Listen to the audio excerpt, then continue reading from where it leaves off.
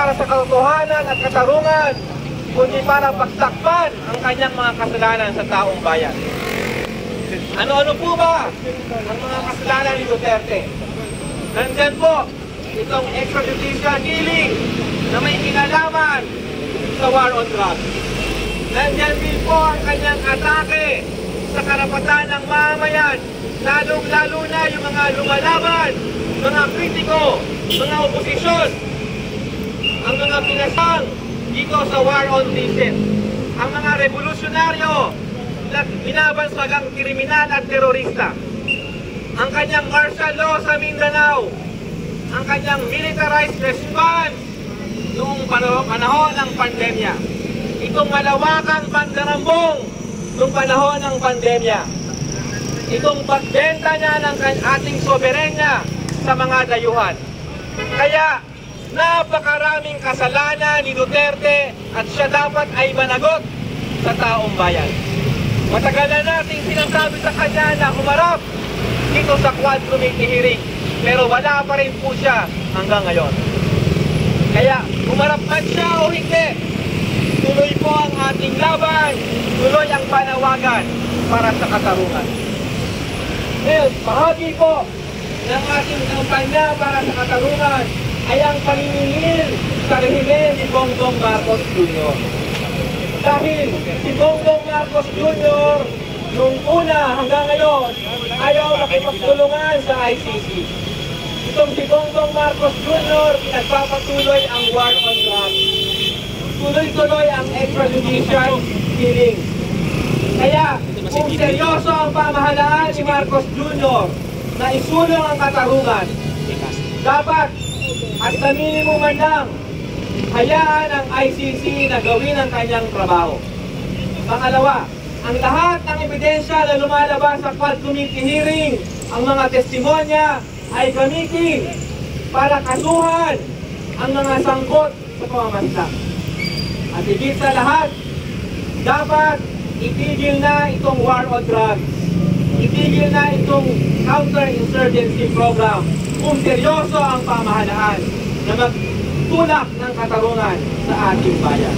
At sa hanay naman po natin, tayo po, ang hanay natin ay tuloy-tuloy na sumusuporta sa kahanap ng lahat ng biktima ng pamamaslang at higit sa lahat, tayo ay tuloy-tuloy lumalaban para sa katarungan at para sa karapatan.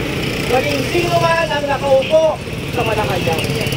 Kaya ang ating panawagan para sa katarungan, yan ay nasa harap ng Kongreso, sa harap ng Senado, sa Menjola, sa ating mga komunidad, at hanggang sa ICC, umaabot doon ang ating laban. Tuloy-tuloy ang ating panawagan para sa katarungan.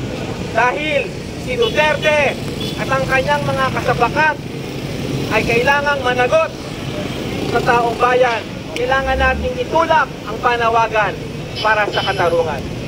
Kaya mga kasama, ano ang ating panawagan? Muli nating isigaw, Duterte, ikulong! Marcos panagutin! Marcos panagutin! Duterte, ikulong! Itigil ang pamamaslang! Katarungan ipaglaban! Katarungan ipaglaban! Itigil ang pamamaslang! At para po magbigay ng pahayag hinggil sa kalagayan ng ating mga health workers noon panahon ng pandemya na dinahas ang ating mga kababayan, muna ang Albert sa Health Alliance Board of Itigil ang pamamaslang! Pinagloloko tayo! Duterte, mga kababayan, matagal ng panahon na pinagloloko ang taong bayan, pinagloloko ang proseso ng gobyerno. Papayag pa tayo na, mga kasama!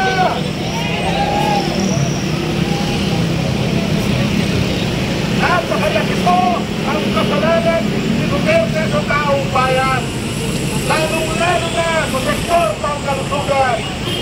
Mga kababayan, noong panahon ng pandemya, dapat naman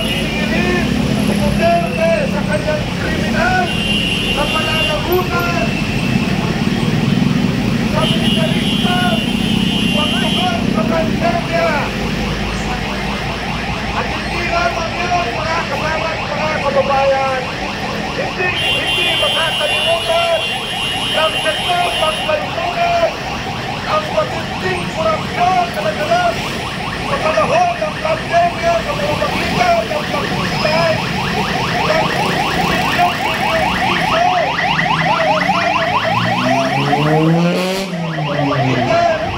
ang kanyang pakikipagsalwaran sa mga kriminal na mga Chinese kriminal tungtugis na ibang bansa tulad ng mga opisyales ng Parmalee. Pinakutay po ang napakalaking pera para sana sa pagtugon sa pandemya. Samantala ang ating mga health workers sa panahon ng pandemya ay namamatay nang wala man lang ang pagproteksyon sa COVID-19 tulad ng face mask at kapang pangangailangan sa panahon ng pandemya. Pinapabayaan ang ating mga manggagawang pangkalusugan na 24 hours po na nag-duty na hindi nagpapalit ng kanilang protective equipment para sila ay hindi mamatay. Kaya ang resulta, mga kasama at mga kababayan, itong ginagawa niya. napakarami pong health workers ang namatay at hindi matanggap na ang pera para sa pandemya ay kinurakot kasama ang kanyang kasapakan. At hindi lamang yan ang dapat isingil kay Duterte. Sa panahon po ng 6 na taon ni Duterte sa kapangyarihan sa pamamagitan ng pagpapatupad at pagpapatuloy ng pagpatay ng Estado at pagkapastangan sa karapatang pangtao ng Estado sa taong bayan ay hindi ligtas ang sektor pangkalusugan.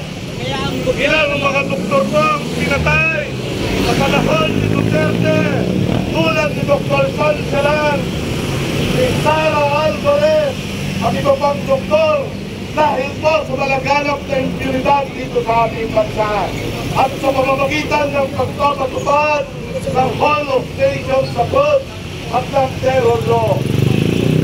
Hanggang ngayon, patuloy na hindi nakatama ng hustisya ang mga manggagawang pangkalusugan na biktima ng administrasyon ni Duterte.